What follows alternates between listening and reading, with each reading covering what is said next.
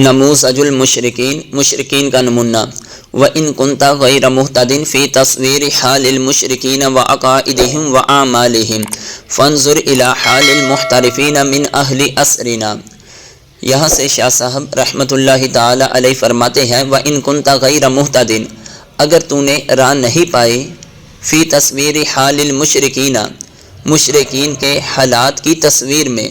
وعقائدہم ان کے عقائد میں، وأعمالہم ان کے اعمال میں، فانظر الی حال المحترفین، تو غور و فکر کر پیشہ ور لوگوں کے حالت کی طرف، من اہل عصرنا، جو ہمارے زمانہ سے ہے۔ یعنی اس عبارت کے اندر شاہ صاحب رحمۃ اللہ تعالی علیہ یہ بتانا چاہتے ہیں کہ میں نے تمہارے سامنے پیچھے مشرکین کے عقائد کو ذکر کیا، ان کے اعمال کو ذکر کیا کہ انہوں نے کس طرح اللہ کے ساتھ دوسروں کو شریک ٹھہرایا، کس طرح وہ عقیدہ تشبیہ کے اندر گمراہ ہو چکے تھے، کس طرح انہوں نے ملت ابراہیمی کے اندر تحریف کی، کس طرح وہ آخرت کا انکار کرتے تھے، کس طرح انہوں نے نبی کریم علیہ الصلاۃ والسلام سے رسالت کو بعید جانا تھا۔ میں نے تمام کی تمام صورتحال، ان کی تصویر کشی تمہارے سامنے رکھ دی۔ یہ سارا کچھ کرنے کے باوجود بھی ابھی بھی تم مشرکین کے احوال، ان کے حالات سے آگاہ نہیں ہوا، تو فانظر الی حال المحترفین من اہل عصرنا، ہمارے زمانہ میں جو پیشہ ور مسلمان لوگ ہیں تو ان کی طرف غور و فکر کر۔ جب تو ان کی طرف غور و فکر کر لے گا، پھر تمہیں خود بخود ہی مشرکین کا جو نمونہ ہے، جو مشرکین کے نظریات تھے، جو ان کے اعمال تھے، جو ان کے عقائد تھے، تجھے خود بخود ہی سمجھ آ جائیں گے۔ لا سیما، بالخصوص ان لوگوں کی طرف، الذین یقطنون منہم باطراف دار الاسلام، بالخصوص وہ لوگ جو دار اسلام کے اطراف میں، دار اسلام کے جوانی میں ڈیرے جمائے ہوئے ہیں، اقامت پذیر ہیں۔ ما ہی تصوراتہم عن الولایہ، ان کا اللہ تعالیٰ کے ولیوں کے بارے میں کیا نظریات ہیں، کیا عقائد ہیں، کیا تصورات ہیں۔ تو شاہ صاحب فرماتے ہیں فما انہم یعترفون بولایۃ الاولیاء المتقدمین، ان لوگوں کے اللہ کے ولیوں کے بارے میں تصورات یہ ہیں کہ جو پہلے زمانہ گزر چکا ہے، اس میں تو وہ اولیاء اللہ کے وجود کا اقرار کرتے تھے کہ پہلے زمانہ میں اللہ کے اولیاء موجود تھے۔ یرون وجود الاولیاء فی ھذا العصر من قبیل المستحیلات، اور یہ جو موجودہ زمانہ ہے، اس زمانے میں اللہ تعالیٰ کے ولیوں کے وجود کو محال کے قبیلہ سے سمجھتے ہیں کہ موجودہ زمانہ جو شاہ صاحب رحمۃ اللہ تعالیٰ علیہ کا زمانہ چل رہا ہے،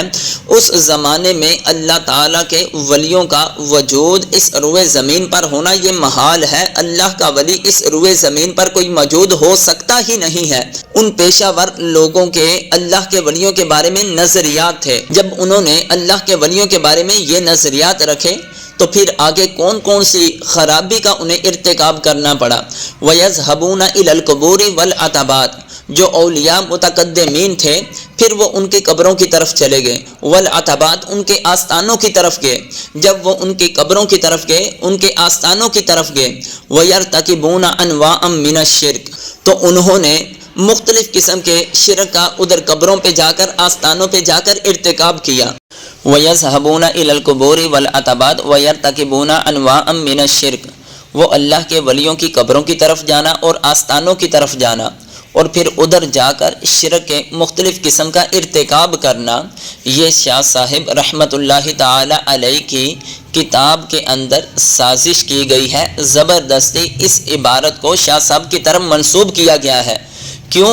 ایسا ہم نے کہا؟ اس لیے کہ جب شاہ صاحب رحمۃ اللہ تعالی علیہ کی حالات زندگی کو پڑھتے ہیں تو یہ بات روز روشن کی طرح احیا ہوتی ہے۔ وہ اللہ تعالیٰ کے ولیوں کے مزارات پر جاتے تھے، ادھر جا کر دعا بھی کرتے تھے، ان کو ایصال ثواب بھی کرتے تھے۔ امام شافعی رحمۃ اللہ تعالی علیہ بلکہ ہر روز امام اعظم ابو حنیفہ رضی اللہ تعالی عنہ کی قبر کی زیارت کے لیے جاتے تھے۔ جب کوئی انہیں مشکل پیش ہوتی تو پھر وہ ادھر جا کر 2 رکعت نماز نفل پڑھتے، پھر اس کے بعد قبر کے پاس جاتے اور اللہ تعالیٰ کی بارگاہ میں حاجت کا سوال کرتے تو جب ادھر جا کر اس طرح اللہ کی بارگاہ میں دعا کرتے تو اللہ کی ذات ان کی دعا کو قبول فرما لیتا۔ اسی طرح ایک اللہ کے بہت ہی مشہور و معروف ولی کہ جن کا نام معروف کرخی رحمہ اللہ تعالی ہے، ان کے بارے میں بھی لکھتے ہیں کہ اگر کسی بندے کی کوئی مصیبت کوئی پریشانی جو اس سے ٹل نہیں رہی ہوتی، وہ بندہ پریشانیوں میں مبتلا ہو جاتا تو جب معروف کرخی رحمت اللہ تعالی علیہ کی قبر پہ جاتے، ادھر جا کر دعا کرتے، سورہ اخلاص کی تلاوت کرتے، 100 مرتبہ جا کر ادھر سورہ اخلاص کی تلاوت کی جاتی اور اللہ تعالیٰ کی بارگاہ میں دعا کی جاتی، اللہ تعالیٰ اپنے ایک نیک بندوں کے وسیلہ سے اس بندے کی پریشانیوں کو بھی دور فرما دیتا تھا۔ صرف کہنے کا مقصد یہ ہے کہ شاہ صاحب رحمت اللہ تعالی علیہ اللہ کے ولیوں کے مزارات پر جاتے تھے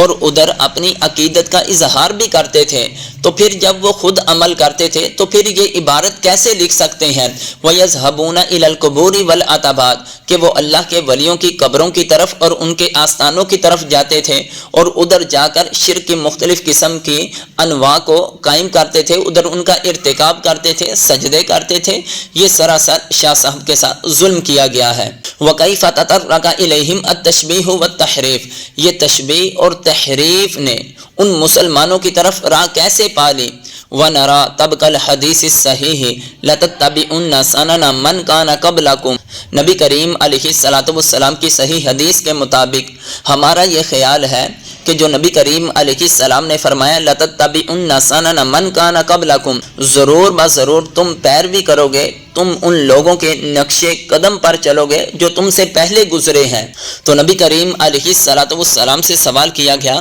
کہ ہم سے پہلے لوگ جو ہیں وہ یہود و نصارہ گزرے ہیں، کیا ہم ان کے نقش قدم پر چلیں گے؟ تو اللہ کے محبوب علیہ السلام نے فرمایا ہاں ایسا ہی، انہو ما من بلیۃ من البلایا الا وطائفۃ من اہل عصرنا ان فتنوں میں سے کوئی بھی فتنہ باقی نہیں رہا، الا وطائفۃ من اہل عصرنا مگر ہمارے زمانہ میں ایک گروہ ہے، ایک جماعت ہے، یرتکبونہا وہ ان یہود و نصارہ کے عمل جیسا ارتکاب کرتے ہیں، وَيَعْتَقِدُونَ مِثْلَهَا اور انہوں نے ان کی مثل اپنا عقیدہ بنا رکھا ہے۔ عافانا اللہ سبحانہ وتعالی من ذالک اللہ تعالیٰ کی ذات ہم سب کو اس عظیم فتنے سے محفوظ فرمائے۔ وبالجملۃ یہاں سے جو شرک کا بیان ہے اس کا خلاصہ بیان کرتے ہیں، فإن اللہ تعالی بعث سید الانبیاء بفضلہ ورحمتہ فی العرب اللہ تبارک و تعالی جل جلالہ نے نبی کریم علیہ السلام تمام نبیوں کے سردار کو اپنی خاص فضل سے اپنی خاص رحمت سے عرب کے اندر مبعوث کیا۔ وَأَمَرَهُ بِإِقَامَةِ الْمِلَّةِ الْحَنَفِيَّةِ اور اللہ تبارک و تعالی جل جلالہ نے نبی کریم علیہ السلام کو ملت حنفیہ کو قائم کرنے کا حکم دیا کہ جو لوگ ملت حنفیہ میں تحریف کر چکے ہیں، آخرت کا انکار کر چکے ہیں اور یہاں تک کہ شرک کا ارتکاب کر رہے ہیں، تشبیہ جیسی گمراہیوں میں مبتلا ہو چکے ہیں، ان کے اعمال ان کے عقائد جو ہیں وہ بگڑ چکے ہیں، ان کے اخلاقیات درست نہیں رہے، اے میرے محبوب میں نے تجھ کو اس لیے اس دنیا میں بھیجا تاکہ تم دوبارہ ملت حنفیہ کو اس عرب کے اندر قائم کر دو۔ وَخَاصَمَهُمْ فِي الْقُرْآنِ الْعَظِيمِ اور اللہ تبارک و تعالی جل جلالہ نے ان مشرکین سے قرآن عظیم میں مجادلہ کیا، ان سے لڑائی جھگڑا کیا، ان سے مناظرہ کیا۔ وَاسْتَدَلَّ فِي الْمُخَاصَمَةِ بِمُسَلَّمَاتِهِمْ اور اللہ تبارک و تعالی جل جلالہ نے اس مخاصمے میں، اس جھگڑے میں، اس مناظرے میں استدلال کیا ان کے مسلمات سے۔ مسلمات کیا ہے کہ ایسی دلیلیں کہ جو ان کی عوام کے سامنے رکھی جائیں تو وہ بھی قبول کر لیں، خواص کے سامنے رکھی جائیں تو وہ بھی آسانی کے ساتھ قبول کر لیں۔ بِمُسَلَّمَاتِهِمْ الَّتِي هِيَ مِن بَقَایَاتِ الْمِلَّةِ الْحَنَفِیَّةِ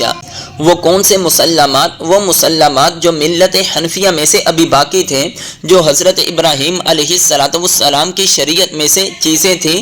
انہی چیزوں کو جو ان کے اندر پائی جا رہی تھی وہی سامنے رکھ کر اللہ تعالیٰ کی ذات نے ان کے شرک کی تردید کی۔ آخر ایسا کیوں کیا؟ لِيَتَحَقَّقَ الْإِلْزَامُ تاکہ ان پر الزام جو ہے وہ متحقق ہو جائے۔ یعنی اس عبارت کے اندر شاہ صاحب رحمت اللہ تعالی علیہ نے وہ تمام کے تمام باب کا خلاصہ بیان کر دیا کہ مشرکین کے عقائد و نظریات کیا تھے اور آج کے لوگ بھی اگر یہ عقائد رکھتے ہیں تو سمجھ لو وہ بھی یہود و نصارہ کے طور طریقے پر چلنے والے ہیں۔ تو اللہ تبارک و تعالی جل جلالہ نے نبی کریم علیہ الصلوۃ والسلام کو اس دنیا میں اس لیے مبعوث کیا تاکہ ہم یہود و نصارہ کے راستے کو چھوڑ کر خالصتاً ملت حنفیہ، ملت ابراہیمی، شریعت محمدی کو اپنا کر اللہ کی توحید کا جام پی کر نبی کریم علیہ السلام کی محبت کا دامن اپنے دل و دماغ میں رکھ کر اپنی دنیا آخرت کو سنوار لیں۔